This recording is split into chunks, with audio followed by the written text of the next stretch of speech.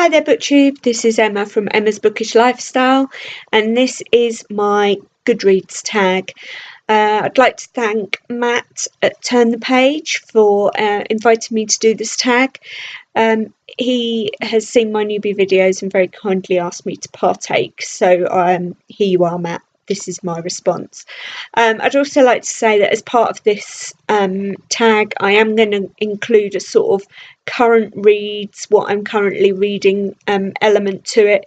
It comes in line with the questions, and obviously I've been quite busy over this weekend and it's not set to quieten down, so I probably won't get around to making another video this weekend. Luckily, I've been doing some really nice things, BookTube. So I have been to the National Ballet to see The Nutcracker, which was extremely festive and absolutely beautiful. I would highly recommend something like that if you want to get in the Christmassy spirit. And also today I was lucky enough to go to Twickenham to see England versus Argentina in the rugby, which I'm a big fan of rugby union, so that made mine and my dad's day, and was some quality time with my dad, so that was fantastic. So on to the first question of this Goodreads tag, and that is, what is the last book you marked as read? Well, the last book I marked as read was Gemina by Amy Kaufman and Jay Kristoff, and I've actually done a review video which you can see in my videos, which I did a unique spin on if you've watched it. I'd like to know what your thoughts were on that, because it was a bit of a play around, and I'm not too sure how well it would come across on the BookTube community, so I'd love to know your thoughts.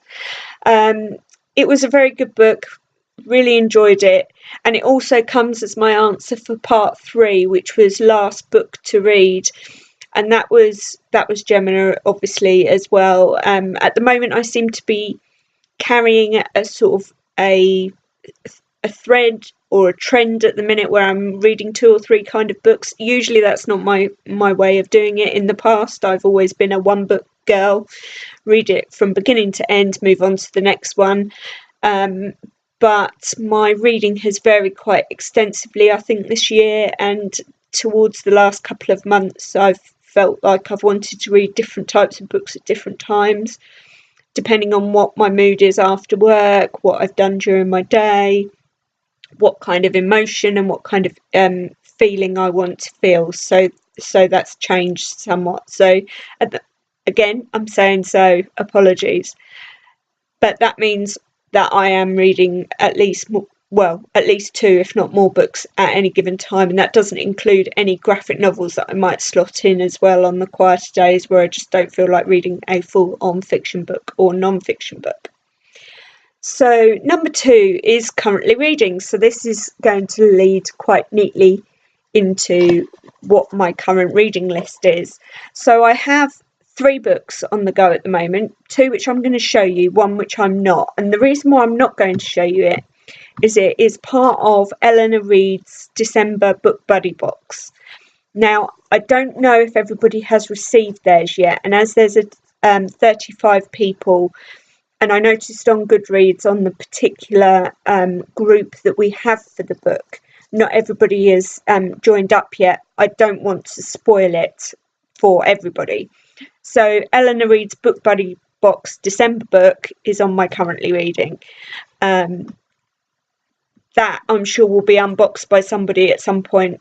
I'm afraid I'm not a patient person. You're never going to get an unboxing from me. You might get a haul, but 9 times out of 10 they'll already be out of the packaging. I'm just far too impatient a person. So the second book that I'm reading is this book here, which I received directly from the publisher.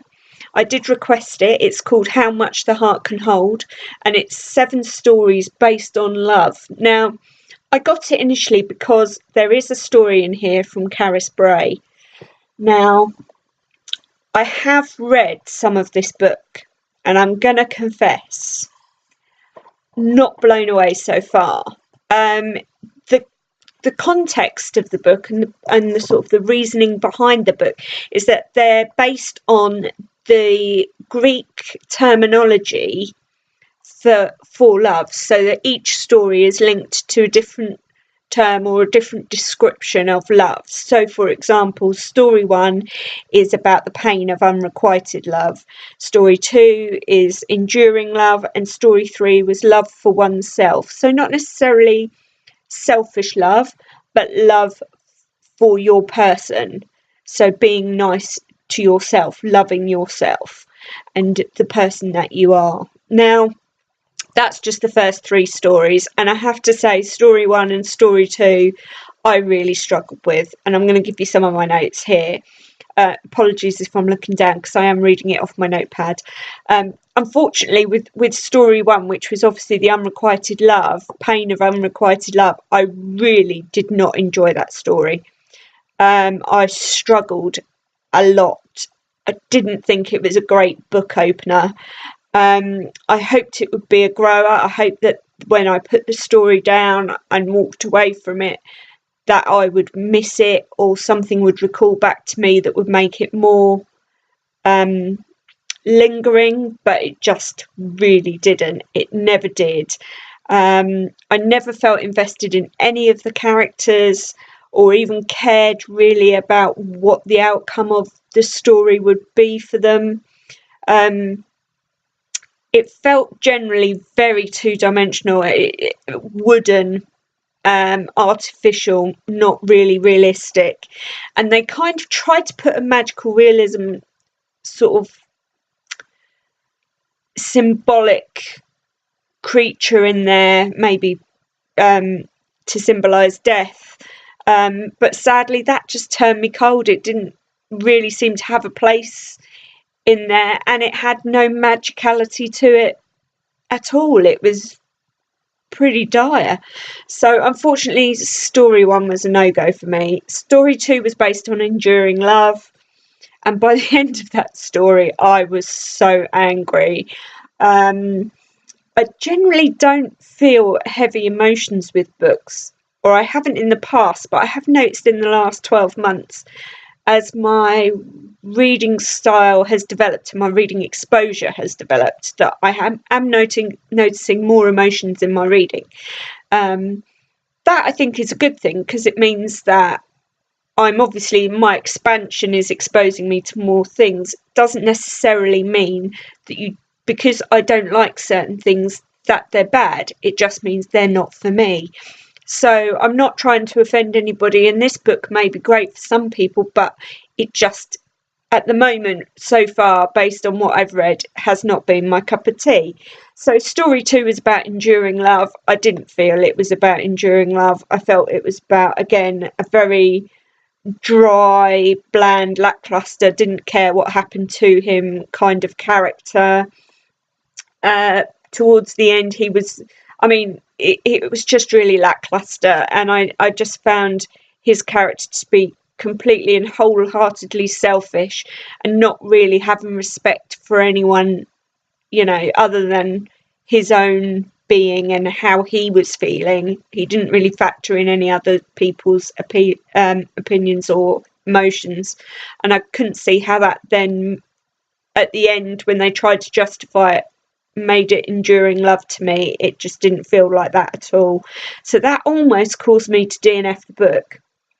I stuck with it, partially because Caris Bray was in the book, and I was thinking, oh, maybe I should just skip to that. I haven't read any Caris Bray, and I thought it might be a good little introduction, short story, see if I like her writing style. So I moved on to story 3, which is about love for oneself. Now, this completely was the savour of this book for me. It felt very of the moment. It felt very authentic. Had a lot of valid points that would even be valid at the moment. It didn't feel at all dated or stale or flat characters. The characters felt completely and utterly three-dimensional. You could relate to them. They were understandable. It was an important subject that they were discussing, or that was discussed as part of the content of the story. And the characters were just completely and utterly relatable and emotive. So I am sticking with how much The Heart Can Hold. I'm going to try story 4, and then I'm going to try Caris Bray, which is story 5. By which point I'm 3/4 of the way through the book and invested, so I probably will stick with it till its bitter conclusion. But I will give a full review or a conclusive review of the final stories when I get a chance. So the third and final book that I'm currently reading is The Invisible Man by Ralph Ellison. Now, as you can see, I've got some tabs in there already. I will do a full review when I've finished that. I started reading it because I actually thought that Simon from Savage Reads and a group of us were going to be reading it in November. I have only just started it. It's now been moved back till February. I've got a bit of breathing time on that. So it is quite an in-depth, very, very beautifully written book, but I feel it's one of those books that deserves your complete attention when you're reading it. It's a really nice snuggle up under a blanket, comfy Friday night in read where you can just immerse yourself in his story. So I will obviously update you on that at a later date. Moving on now then to the fourth question on the Goodreads tag, which is the next book you're planning on reading? Well, again, I've got that to hand actually, and that is Gillian Macmillan's The Perfect Girl. Now, I don't know if you can see that. Now, I was extremely fortunate to have got that through a Goodreads giveaway, and I can read the synopsis on the back. I'm ever so sorry to read the synopsis, but I don't actually remember. I've read quite a few synopses at the moment. My book buying is now on a complete ban until Christmas. I will be doing a video shortly of recent purchases. So this is a synopsis. To everyone who knows her now, Zoe Maisie, child genius, musical sensation, is perfect. Yet several years ago, Zoe caused the death of 3 teenagers. She served her time and now she's free. Her story begins with her giving the performance of her life. By midnight, her mother is dead. So it's a thriller, and I'm quite intrigued to get started on that. And I was very grateful to be given it as a competition giveaway. So I really do appreciate the Goodreads channel for allowing us to do that, and Pickus, the publisher, who's obviously issued that out to me. In regard to star rating system, yes, I do. I use a star rating system on Goodreads. I've been a bit too generous, I think, up till now. I think as of 2017, I'm going to be a bit harsher and a bit more honest.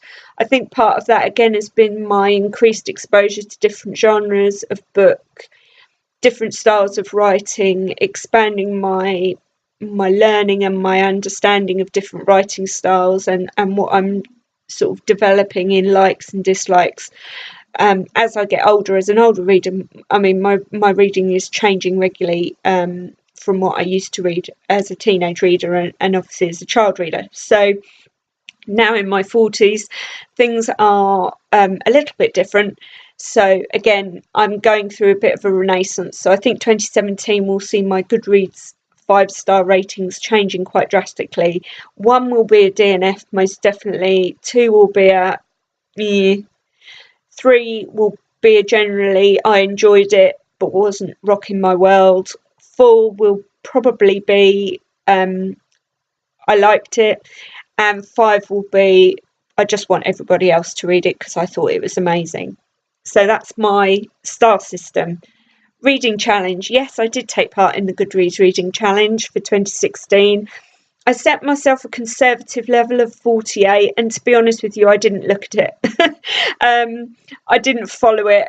I don't think it's something that you should set yourself a hard target on and then commit yourself to hitting that target. I think it gives you reading blocks, and I think it sets a precedent of what you in your mind are anticipating you should read. So in regard to whether you should do it, Matt, I highly recommend it, but I would say just put a provisional amount in there. If you do achieve it, great, but if you don't, It's just one of those things. It's only a number. I set myself 48 for this year, and I'm currently up to 52. And as I say, my currently reading, I've got 3 books on there. Also, bearing in mind, if you are putting graphic novels on your Goodreads and small books like Descender and things like that, they do count as a whole book. So although they may only be a small 100 pages or sometimes 50-page graphic novel, all size books count. So go for it. Just set yourself a target for next year and see how you get on. Wish lists. Yeah, I have a wish list. That's question 7.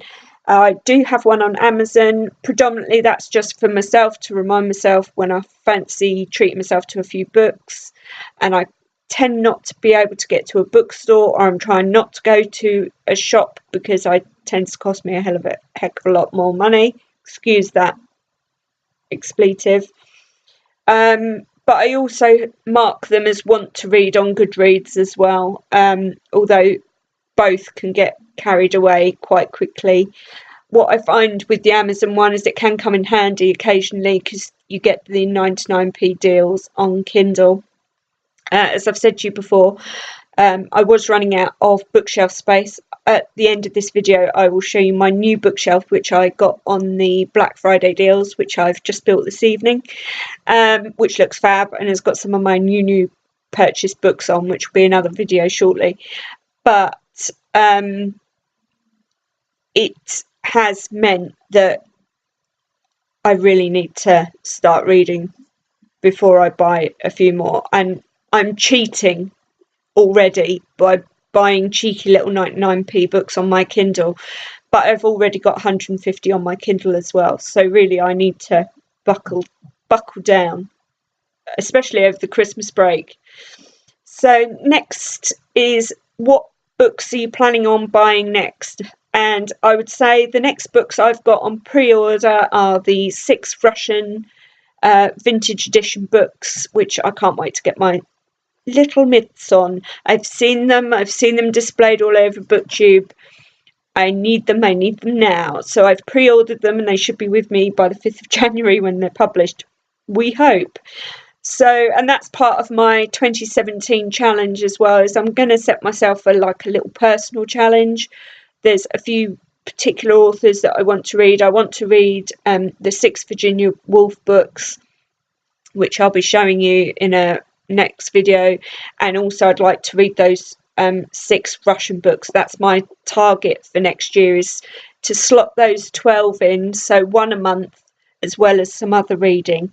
So I'm going to set myself a personal challenge as well next year. Favourite quotes? Well, I've got 2. One is a serious one not so serious. So the first one is by Maya Angelou. I completely and utterly am inspired by that woman, and something that she said,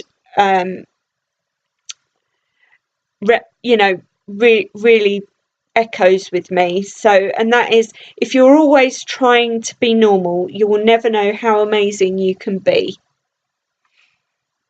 Now, I have to say, as a teenager, I went through various different renaissances of trying to find out where my place is in the world and where I tried to fit in. And I went through a similar sort of thing again in my mid and late 20s. And so I believe that's quite a strong quote for me. Also, I've got, when you've known me longer, you'll learn that I mean everything that I say. And that's Tyrion Lannister from Game of Thrones. I couldn't not quote him. He's just amazing. So favourite authors, well, right now Daphne du Maurier, and also very, very keen on the non-fiction books at the moment. I'm reading have read quite a lot of non-fiction this year for me, so I would say they're the 2 areas at the moment. Goodreads groups, no, not really into any Goodreads groups at the moment. The main one is my Book Buddy Box subscription. That's a mouthful. From Eleanor Reads, and I do actually participate quite strongly in that. I believe it's an essential part of the feeling and the sensation of reading the book, Eleanor puts a lot of hard effort into it, and it just makes it a thoroughly enjoyable experience. So that's the only Goodreads group I'm in at the moment. In regard to how many shelves I have on Goodreads, which is the final question, and I've just noticed the time on this video, so I do apologise how long it's run over. I currently have 14 shelves. However, I don't really see the point of them. So my contemplation is maybe over the Christmas break condensing those down to pure essentials, which will be to read, want to read, read, and the year, so that I can identify what I've read in 2016, what I've read in 2017. I don't really feel that there's any necessity to break it down into subcategories. At the moment, I've got it broken down into things like classics, and I just don't feel that's really going to be of any relevance. At the end of the day, Goodreads is supposed to be a portal for us to enable us to track our reading. It's how you want to run it. So if you want 50 shelves or half a dozen or 3 or 4, it doesn't matter. It's just whichever you feel comfortable with. So that's the end of my Goodreads tag. I hope you're all well. I hope you're having a lovely weekend. I hope you're keeping warm. The temperature in the UK has dropped somewhat, but no snow yet. Although there are gritters out there, people, so you never know. We could be lucky for snow this Christmas. I've probably jinxed it now saying that. So, last but not least, just wanted to show you that's my main bookshelf behind me. But also I'm going to rotate round now, and you'll see just over my head, that is my new bookshelf. That is my ladder bookshelf. I know it's not quite the same wood, but luckily it's hidden around a corner. So generally you can't see it with the other wood that I've got in the main reception or the main lounge area. That's my chihuahua sitting on his sofa. So I hope you're well. I hope you're keeping well. I'm planning on doing a few more videos, booktube, so I hope the quality is a little bit better. It's late night filming, so lighting is shocking. Planning on hopefully doing a video tomorrow during the day, ready for posting up during the week. So take care and speak to you soon. Bye for now.